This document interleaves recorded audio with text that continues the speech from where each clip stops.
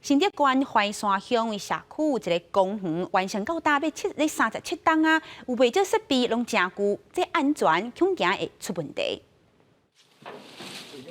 来坐来，也不能摇晃了哈。公园内底椅桥早就已经无法度使用啊。新德县怀山乡沙坑公园，因为年代的关系，公园内底真侪物件早就已经歹去啊。就连互人休困坐椅啊，宽度竟然敢若20公分。这整个高度哈，已经不是没有人体工学了。这尤其这个70、80岁老人家坐下去就非常困难，非常危险了。慢慢坐，非常危险。慢慢坐下来。当要起身的时候，这完全没有人的搀扶，根本起不来。不知道为什么做那么低嘞？所以来运动的老人家，他们都说这个公园非常不方便。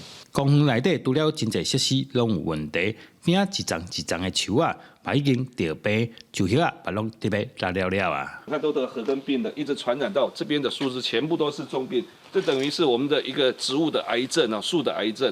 整体的座椅呢，也20、30年没做翻修了哈。县府目前已经派人对树啊采样化验，所来议员嘛针对椅啊等等的设施，参乡长讨论改善，嘛希望搁争取找别位所在起新的公园，予民众使用。记者刘君豪，新竹报道。